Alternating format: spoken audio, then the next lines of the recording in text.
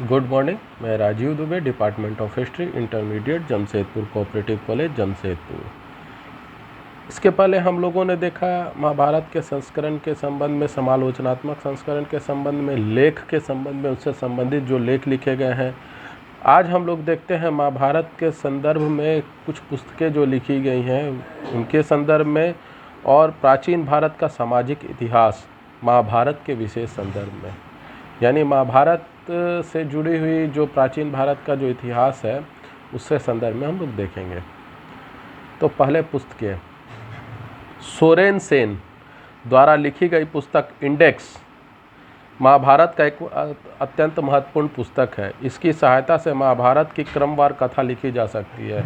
यानी कि इंडेक्स जो किताब लिखी गई है वो एक बहुत महत्वपूर्ण पुस्तक है। अगर उसे हम लोग पढ़ते हैं तो महाभारत की कथा जो क्रम अनुसार आदि पर्व और उसके बाद में जो पर्व आए हैं उन सब के बारे में क्रमवार लिखी जा सकती है। उसके बाद NV सडानी की पुस्तक मिस्ट्री ऑफ महाभारता 2000 पृष्ठों की 5 खंडों में एक महत्वपूर्ण पुस्तक है। ये भी एक महाभारत के संबंध में बहुत ही महत्वपूर्ण पुस्तक है। मिस्ट्री ऑफ महाभारता जो 2000 पृष्ठों की पुस्तक है और ये 5 खंडों में विभाजित है, यानी पाँच पुस्तकों के रूप में ये बनी हुई है। इसमें कुंती को धरती का, द्रौपदी को बलिदान का एवं कृष्ण को 16 कलाओं का स्वरूप माना गया है। कुंती को धरती का रूप माना गया है, तो द्रौपदी को बलिदान का स्वरूप माना गया और कृष्ण को 16 कलाओं का स्वरूप माना गया है। PM मलिक ने अपनी पुस्तक महाभारत एक ऐतिहासिक नाटक में महाभारत की ऐतिहासिक और रोचक घटनाओं का वर्णन किया है। यानी कई लेखकों ने महाभारत के संदर्भ में अपने अपने स्तर से व्याख्या करते हुए पुस्तकों को लिखा है, जो महाभारत के बारे में, महाभारत की विशेषताओं के बारे में उस पर प्रकाश डालती हैं, उसके बारे में विवृत करती हैं, विवरण देती हैं। उसके बाद हम लोग देखते हैं प्राचीन भारत का सामाजिक इतिहास महाभारत के विशेष संदर्भ में। कई ऐसी परंपराएं हैं, कई ऐसे नियम रहे हैं जो महाभारत के काल में भी थे और उसको बाद में हम लोगों ने अपनाया भी, बाद की संस्कृतियों ने, बाद की सभ्यताओं ने उसे भी अपनाया है। तो कई ऐसी चीज़ें हैं जैसे परिवार। महाभारत में परिवार का एक बहुत बड़ा महत्व रहा है। परिवार की लड़ाई को ही महाभारत में दिखाया गया है। अगर देखा जाए तो पांडव और कौरव दोनों भाई ही थे, एक परिवार के ही सदस्य थे, लेकिन संपत्ति के लिए, राजपाट के लिए उन लोगों का युद्ध दिखाया गया, जो एक बहुत बड़ा भीषण युद्ध, बहुत बड़ा भीषण युद्ध या भीषण तबाही के रूप में नजर आया। महाभारत में करोड़ों लोग मारे गए थे, करोड़ों सैनिक मारे गए थे।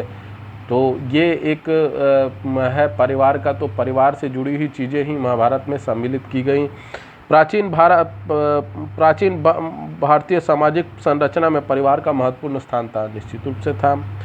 ऋग्वैदिक काल में 1500 से 1000 ईस्वी पूर्व ऋग्वैदिक काल माना गया है, में पितृसत्तात्मक परिवार था। यानी कि उसमें जो सत्ता होती थी, यानी परिवार का जो मुखिया होता था वो पिता होता था या कोई पुरुष होता था। अब राजा का बेटा राजा बनेगा, राजा का बेटी राजा नहीं बन सकती। उसी तरह उस समय पितृसत्तात्मक थी, यानी कि पुत्र ही पिता के बाद पुत्र ही उस घर का मुखिया बनेगा, ये नियम चल रहा था। संयुक्त परिवार की प्रथा अस्तित्व में थी। संयुक्त परिवार जो कि आज का संस्कृति में, आज के माहौल में संयुक्त परिवार लगभग लुप्त होता जा रहा है। संयुक्त परिवार का मतलब क्या? संयुक्त परिवार का मतलब दादा दादी, चाचा चाची, भाई बहन सब एक साथ एक घर में एक परिवार के रूप में रहें, ये संयुक्त परिवार। लेकिन आज क्या हो रहा है? एकल परिवार, यानी पति पत्नी और बच्चे, बस यही परिवार है। तो इसमें क्या हो रहा है कि इसका कई नुकसान है। एकल परिवार में कई नुकसान है। भरण पोषण बच्चों का ठीक से नहीं रहा। जो संस्कार परिवार का है वो संस्कार बच्चों को बिल्कुल नहीं मिल पा रहा, जिसका नैतिक रूप से बच्चों को असर पड़ रहा है। अब दादा दादी थे, दादा दादी रहेंगे तो वो अपने स्तर से कुछ ना कुछ उनको अपने अनुभव, अपने साझा बच्चों के साथ शेयर करेंगे, उनको अपने संस्कार बताएंगे कि हमारे यहाँ ऐसा चलता है, वैसा चलता है, इस तरह की संस्कार। लेकिन एकल परिवार में तो सब वो हो नहीं पा रहा है। दूसरी चीज़ है, सबसे बड़ी एक और बात होती है कि आजकल जो वातावरण है उसमें पति पत्नी दोनों काम करने वाले हैं, तो यानी किसी दूसरे के भरोसे बच्चे को छोड़ा जा रहा है, जो परिवार का संस्कार को दे नहीं पाता। तो कई ऐसी चीज़ें हैं जिसमें एकल परिवार और संयुक्त परिवार में अंतर है। तो महाभारत काल में संयुक्त परिवार की प्रथा चल रही थी। माता पिता, पिता पुत्री, भाई बहन एवं पति पत्नी के लिए पृथक पृथक संज्ञाएं थी। भांजों, भतीजों, पौत्रों, नातियों एवं चचेरे भाई बहनों के लिए एक ही संज्ञा नेपत्र प्रयुक्त होती थी। यानी जैसे नेपत्र यानी भाई भतीजा, ये सब एक हो गया। भाई बहन, पिता पुत्र, पति पत्नी के लिए अलग अलग संज्ञा दी गई है, यानी नाम दिए गए हैं। महाभारत में तो सिर्फ 2 ही परिवार दिखाई देते हैं, कौरव और पांडव। साथ ही यह पता चलता है ज्येष्ठ पुत्र को उत्तराधिकार मिलता था। यानी आज भी अगर इस परंपरा को देखा जाए तो पिता के बाद में उसका जो बड़ा पुत्र होता है वही पिता का उत्तराधिकारी होता है उनका। ठीक है, अगर और भी भाई हैं तो वो भाई उनके साथ रहेंगे। अब बाद में संपत्ति का बंटवारा होता है, अगर भाइयों में नहीं पटा तो संपत्ति का बंटवारा, लेकिन जो मुखिया होता है वो परिवार का बड़ा बेटा ही होता है। ये कहीं ना कहीं महाभारत की से परंपरा जो आ रही है वही चली आ रही है। इसलिए दुर्योधन को चिंता हुई कि कहीं पांडु के पुत्रों को उधर अधिकार नहीं मिल जाए, क्योंकि पांडु के पुत्र जो थे, पांडु राजा तो पहले पांडु बने, पांडु के बाद में जब वो मर गए तब धृतराष्ट्र को राजा बनाया गया। तो धृतराष्ट्र राजा बने तो उनका पुत्र, नियमतः देखा जाए तो जो राजा होता है उसी का पुत्र उत्तराधिकारी होता है। लेकिन चूंकि पांडु इसके पूर्व में राजा थे तो दुर्योधन को यह भय सताने लगा कि कहीं ऐसा ना हो कि पांडु के पुत्र अपना उत्तराधिकार के मांग करने लगे और उनको उनका उत्तराधिकार मिल जाए तो मेरा क्या होगा। क्योंकि धृतराष्ट्र को अंधा होने के कारण ज्येष्ठ पुत्र होते हुए भी उत्तराधिकार नहीं मिला था। तो ये एक कारण था जिसके कारण दुर्योधन को यह भय सताने लगा था कि कहीं ऐसा तो नहीं हो सकता कि कहीं मेरे जगह किसी और को, पांडु के पुत्र को राजा बना दिया जाए।